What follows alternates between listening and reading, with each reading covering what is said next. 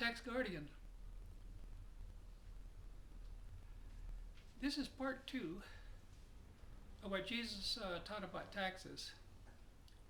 For that, I'm going to go to Luke, chapter 19, verses 1 through 10. Now it says that when Jesus was passing through Jericho, there was a man by the name of Zacchaeus, and he was the chief tax collector, and he was wealthy. And he ran ahead of Jesus, and he climbed the sycamore fig tree here. Now the sycamore fig tree here represents the principles of taxation of Jesus, or the higher spirit of mind here.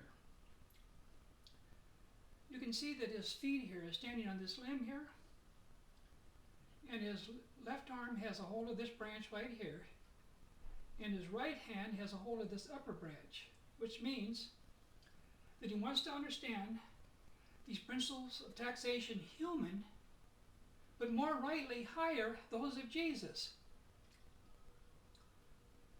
Now this is a representation of a sycamore fig tree by an artist. But I want to show you an actual picture of a fig tree. Here we are.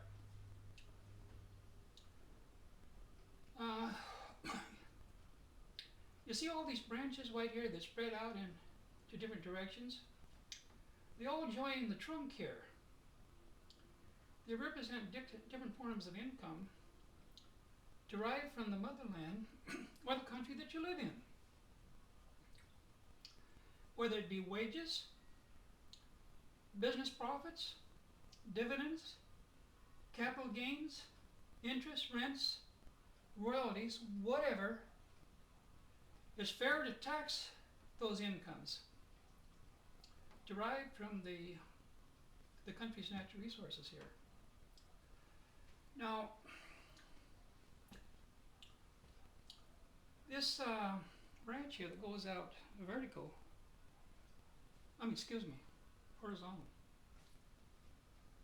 that's a principle of a flat tax. The rate doesn't go up. But these other branches here are diagonal. They represent the principle of a graduating income tax. The sub-branches on these main branches here are brackets. Your tax rate gradually goes up as your income goes up. Now these other branches here and twigs on this tree here represent other principles of taxation, such as a sales tax, a property tax, duties on imports and exports, value-added taxes, fees for specific services or rights. And one of these main branches of this tree here is the principle of an inheritance tax. That's an income. Now, the taxes paid on income of the first generation does not pay for the cost of government for the second and third generation. An inheritance is a transfer of wealth during life or at death to another person or persons. Now, the cluster of figs that grow on all these branches right here represents it's also fair to tax these various types of income here by means of these various taxes to pay for the cost of government for these services and benefits. Now these dark green leaves here represent these principles of taxation have to be codified, put into writing, so that they're not enforced arbitrarily. Now these are the principles of taxation of Jesus here, or the higher spirit of mind. Now one more thing. The wood of a sycamore fig tree does not rot. Representing these principles of taxation are everlasting. Now I want to go back to this picture here of, can we go back to this picture?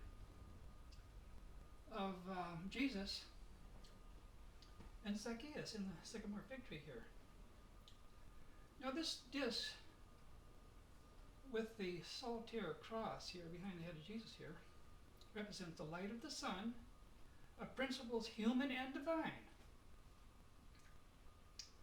This red sash here, or scarf he's wearing, represents one of his missions in life was a teacher. These people behind him represent his followers. Now in verse 3, that's chapter 19, it says Zacchaeus was a man of small stature. Well, that could mean physically short, but it also could mean that he had a low standing in his community. Publicans were considered unscrupulous extortionists. Jesus said to Zacchaeus, "Come down. Today I must go to your house." Now his house here represents his state of mind, spirit, body, and his wealth, financial wealth or material wealth. Now, see there's a door here, there's a window here. Jesus entered to teach Zacchaeus his principles of taxation, human and divine. See there's a double cross there. Now in verse 8, it says that Zacchaeus stood up, representing when he understood the principles of taxation of Jesus, and he said, "I will give half my wealth to the poor." Now that's an admission that he overtaxed, that he skimmed money off the top, etc. That's what made him wealthy. But he wasn't totally dishonest, he was just partly dishonest. And he said to Jesus, in the future, you would be fair and honest. Therefore, honesty, fairness, restitution are also principles of taxation of Jesus. Now these are the principles of taxation of Jesus according to Luke chapter 19. For the other principles of taxation of Jesus according to according to Matthew, some repeated in Mark and some repeated in Luke, see video part 1. Let's close.